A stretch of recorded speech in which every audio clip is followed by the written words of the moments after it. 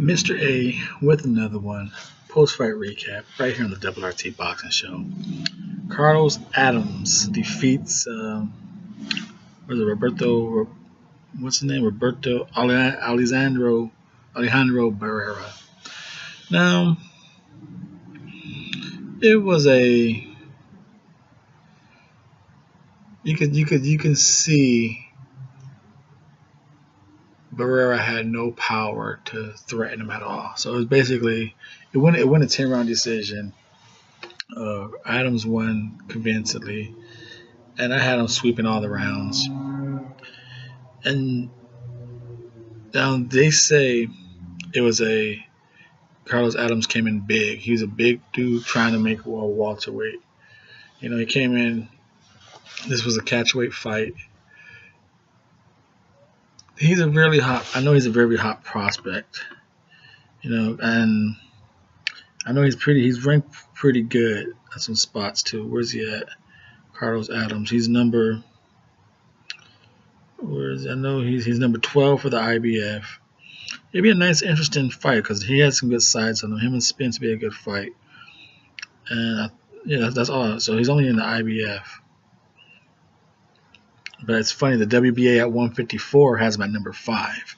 So which is kind of crazy. So that lets you know he's a big boy if he's ranked in 2 different sanctioning bodies at 2 different weights. And he was just too much for Barrera. The fight was a showcase fight, obviously. Put the little Cuban. I don't know if he's. Let me check it. I don't know if he's Cuban or Dominican Republic. But it was as good as Carlos looked. He did what he was supposed to do. They put him in there with Barrera, who he's a 3-2. He's in Dominican Republic. Carlos Adams. Alejandro Barrera, I think at his last going into this fight, he was 2-1 going into this fight, and he upset Eddie Gomez. He was supposed to lose that fight too, because he went from Errol Spence. He's the little. If you recognize the name, he's that one Mexican dude in PBC. I think he was wearing purple or black. He was catching Errol Spence with a couple right hands before Errol Spence just wore him out to the body. He came off a victory. He shockingly upset Eddie Gomez. Then he lost to Keandre Gibson, who Eddie Gomez beat. Like I said, Alejandro Barrera is the fighter you bring in to give you a tough showing that you're supposed to beat, though. He pushes you to the edge, gives you some experience. He's a known B-side fighter.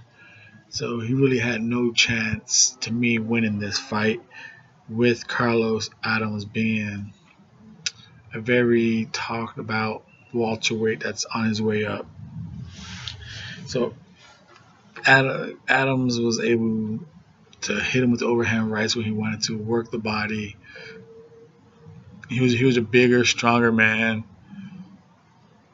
It was a lackluster fight to me. I'm surprised that Adams, considering Barrera's a 53 knockout ratio, and Carlos Adams coming in here with a 79. Because he didn't knock him out of this fight, it dropped. It was like 80-something 3 at the time of the fight.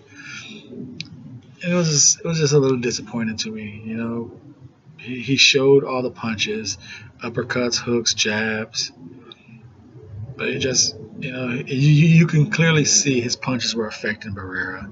But you give Barrera some credit. He was savvy. He used the ring. He fought back. He threw combinations back. He hit Adams with some rights and some lefts, countered him, but it was obvious he was brung in to be a semi-tough opponent to lose. He was just the same way they brung him in for Spence. He'd give you a little challenge and then you stop him. If Adams was that special kind of like up-and-comer like Spence, we knew Spence was somebody. Spence came around and stopped him.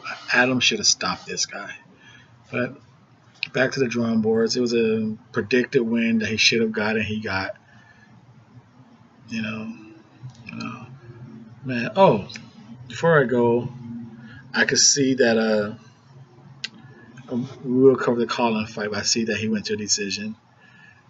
I'll have to check that one out because he should have stopped Iban. Now I see if Iban did something I didn't think he'd do now. I also did a video on Canelo Road to his comeback in September and December, and I named some fighters who he should have fought. I forgot to mention one on that tape. He's not in the top 10 or 15, but he's a Golden Boy fighter, and the fact that Canelo has no belt, he can still fight him. Don't be surprised if somehow Gabriel Rosado is a comeback fight on September 9th for Canelo. Don't be surprised. Double RT Boxing.